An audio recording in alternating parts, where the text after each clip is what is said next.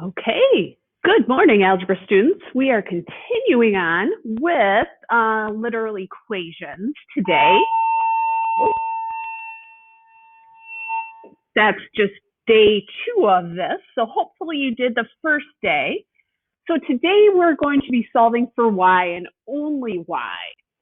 So what you need to know about this is think of it as slope-intercept form for the most part. We want to get it into y equals mx plus b, if that sounds familiar. Okay, so you can still draw the line. So again, if you want to think of it as slope-intercept form, that's what it was. We're just kind of getting used to that a bit, but you don't have to know that for sure.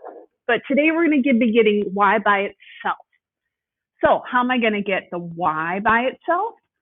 I'm going to minus 3. And again, if you recall, we're going to keep y. That's what it says. That cancels. And then just left to right, x minus 3. Okay? So your final answer for this would be y equals x minus 3. Same way we would say it, we will write it. Now, number 2 is a little different. Again, you want to keep the y, so it's 6y or 6 times y. So we're going to divide just to cancel out that 6 and get y equals x over 6. So, yep, my answer is just y equals x over 6. Done. Okay? If I'm going too fast, rewatch them again. Okay, a little longer. Now we need to get y by itself. So keep the y, and the 5 is attached for now. We're going to start by adding 10. Okay. So we still have that 5y. Then we have 7x plus 10, just like we say it, top to bottom. And then this is 5 times y. What's the opposite of times? Divide. And that's how we're going to leave it. So my final answer is y equals 7x plus 10 over 5. Okay, that's the easy way to write it. Some people do split it up pieces by pieces, but this is an exact perfect answer. If you wanted to, you could say y equals 7x over 5 plus 10 over 5, or 7x over 5 plus 2. So those are just different ways to write it, but right here is a great way if you want to end there, because we did isolate y already. I just wanted to show you another way we could solve, kind of doing an extra step. Okay, number 4. Remember, we want to keep y and get rid of the x. So it's x times y. Well, opposite of times is divide. Okay, and all that does is get rid of the x's. So you have y equals negative 3 over x. If you want, y equals negative 3 over 1x, but we usually don't see that. No, we usually don't see that. I would say this is a perfect answer right here. Couple more problems. Now, again, we're getting y by itself. So number 5 says y divided by 4. What's the opposite of divide? Multiply, and we do it side by side. Remember, I like to put that 4 over 1, just so I recognize that I can reduce and cancel out like that. So the way it looks right now is y equals x times 4. But do we usually see the number after the letter? No. The way you should write this is y equals 4x. In algebra, we see the number, then the letter, when they're being multiplied together.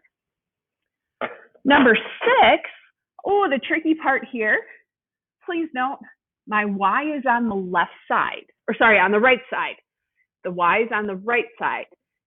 At the end, I would like the y on the left side, but we're just going to start by dividing by 3. Okay.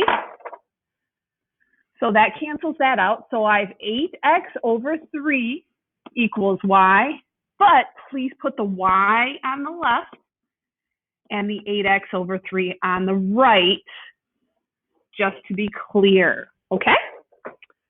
Last two problems. Now, same thing here. We want the y on the right. So what I'm going to do is I'm going to add 3y to start. Okay? So that gives me 9x plus 3y equals 12, because I want that y on the right. Okay? I'm going to minus the x's. Okay? So now it's 3y equals 12 minus 9x. Okay? Then I'm going to divide everything by 3. So I have the 3's cancel. So we have 12 minus 9x over 3. Again, if I would want to split this up, but this is a fine answer, I would have 12 over 3 minus 9x over 3, which would actually give me 4 minus 3x. So that's just another way to do this. But again, if you want to stop here, technically it's isolated, but notice when we split it up, that gets us more in our slope-intercept form type. Okay, the last one before you're going to do your practice. You're going to distribute, and you're going to get 15y plus 12 equals 6x. Okay, remember, I'm going to keep the y, so I'm going to minus the 12.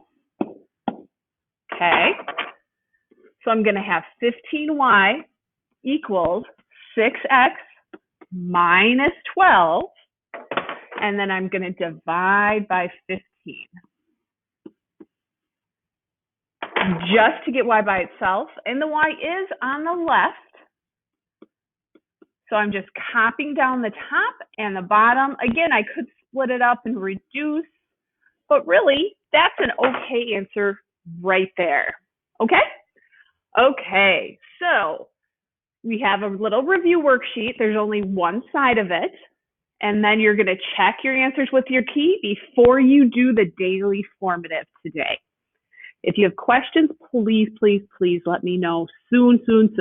Okay, have a great day, everybody.